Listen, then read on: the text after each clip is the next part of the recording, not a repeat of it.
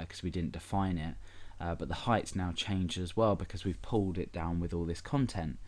So, you know, these are sort of like absolute values that we actually take in, rather than, you know, what we've defined in style.css ourselves, because we know that the content could overflow and increase the height or the width of the div. So this is all well and good, but now let's go ahead and look at a practical example that we can use within our browser. Now, many browsers, when you display an image inside them, allow you to click on them and resize to, you know, a particular and give a particular, you know, image its actual size, or to fit inside the browser. So let's go ahead and take a look at an example of this. I'm going to go ahead and get rid of style.css. We don't need it anymore. In fact, actually, we'll need it a bit later on, and I'm going to go ahead and get rid of all of this as well. So I'm just going to include an image file onto the page, which is extremely large in size. That's berlin.jpg, and let's go ahead and look at this. So berlin.jpg.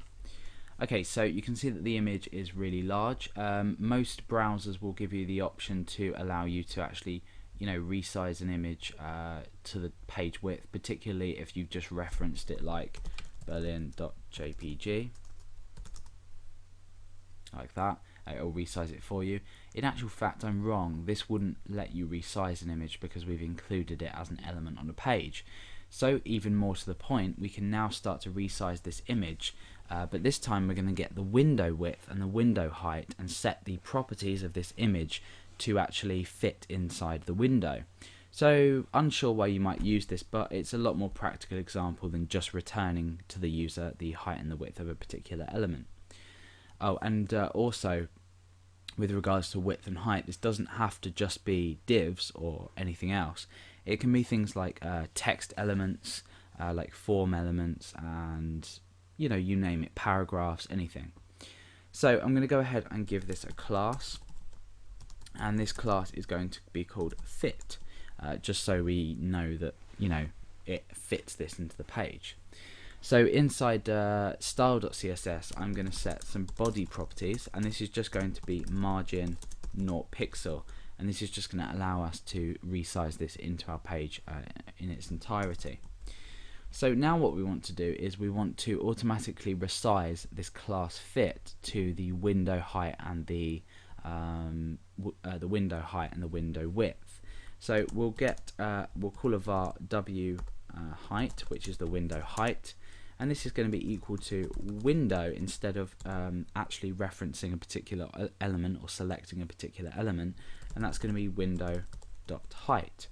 We'll create another variable, window width, and we'll make this equal to window.width. So now we've got the width of the window itself, so this means the current window as you can see it. So now what we can do is we can go ahead and set this image style, the styling in style, not in style.css, but the CSS, you know, that applies to this class, and fit it inside the page. So let's go ahead and select the .fit class, and then we apply some CSS. We're going to need to do this in a moment just here, but for now we want to set the width or the height of the image to w height, and then we again use CSS, but this time we apply the width as w width. So now what's going to happen is when we refresh, this is going to be automatically resized to the size of the window, as you can see. So we've automatically resized this image to the size of the window, and if we were going to go ahead and sort of resize this window, we can do, and it will follow obviously the window width. Well, it won't at the moment, but if we were to refresh, it would keep the same width and it would resize it accordingly. So let's resize that back outwards again. So obviously every time we actually resize the page, when we refresh, whatever size the actual window is currently, the user might have it maximized in their browser, or they might have it as a small document.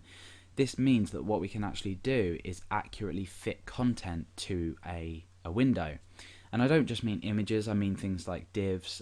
We can resize divs, use percentages to scale a div down, for example the main body of a document.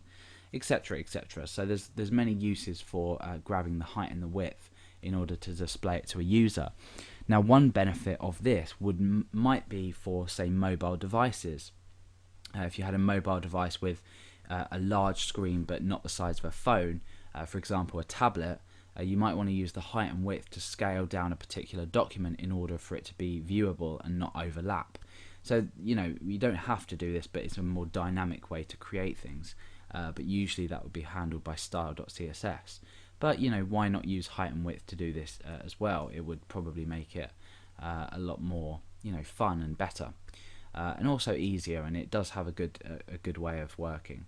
So that's the height and width manipulation properties or styling properties by grabbing the height and width of any element, and we've seen here how we can assign an image size to the window width and height.